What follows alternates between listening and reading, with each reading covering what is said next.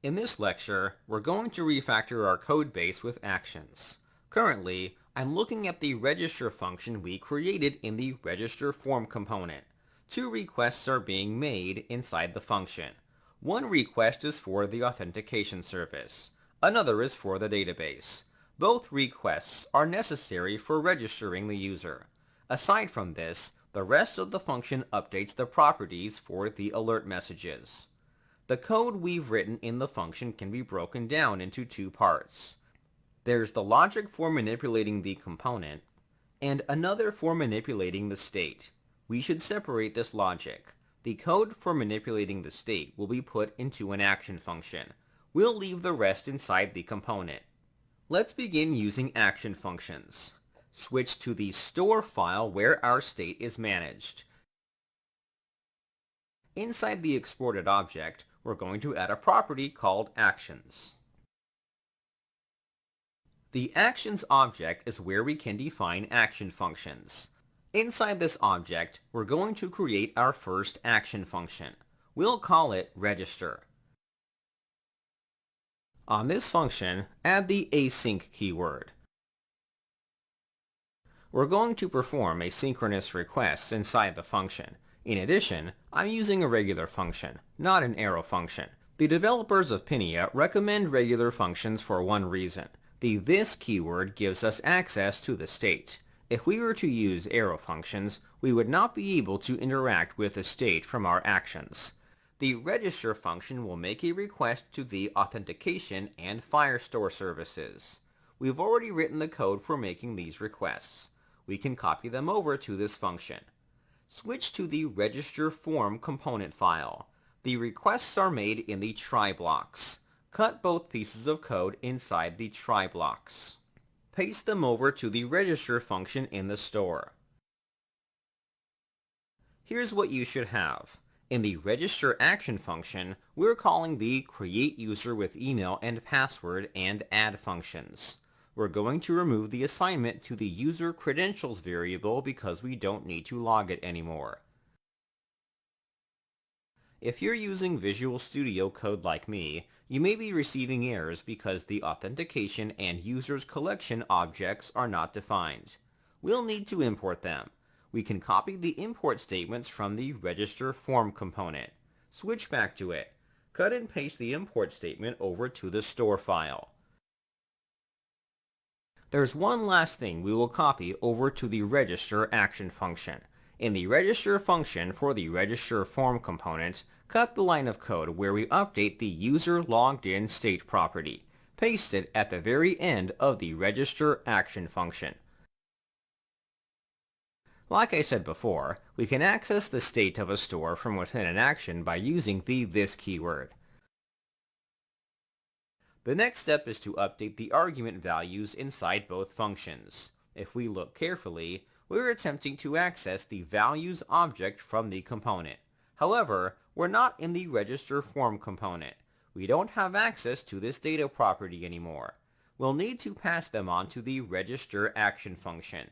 Action functions must be mapped to a component before they can be called. Switch to the register form component. First, we're going to clean things up a bit. There are two empty try blocks. We don't need both of them. We're going to remove the second try catch block altogether. The variable user credentials is not being used anymore. We can remove the variable definition and the log statement. Time to map the action. At the top of the script block, replace the map writable state function with the map actions function. Since we're not manipulating the store from within the component, we don't need the function for writing to the state. The map actions function will assist us with mapping the action functions to the component. In the computed object, replace the map writable state function with the map actions function. In the second argument, the array must contain a list of functions to map to the component. There's just one problem. The name of the function in the store conflicts with the name of the register method from within the component. Luckily, the map actions function supports aliases like the other mapping function. Replace the array with an object. The alias for the register function will be called createUser.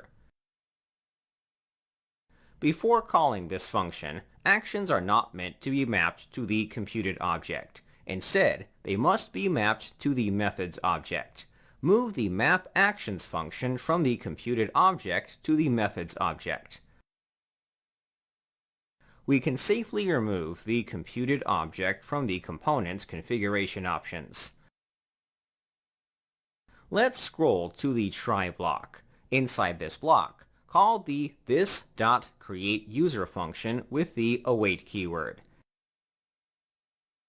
We can pass on data to an action function like we would any other function. Let's pass on the values argument. Let's accept the data being passed into the function. Back in the store, update the register function's argument list to accept the values argument. We've successfully created an action function that will register the user in both the Authentication and Firestore services. It's accessible to every component in the application by using Pinia's mapping functions. We've refactored a lot of code so far. Head on over to the browser. We'll register a new user into the application.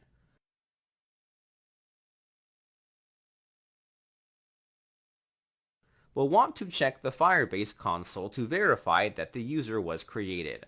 Let's switch over to the database and refresh it. We'll find a new document in the users collection. It has the same information I've inputted into the form. Great. Let's head back to the user store file. There's one thing I want to mention about the action function.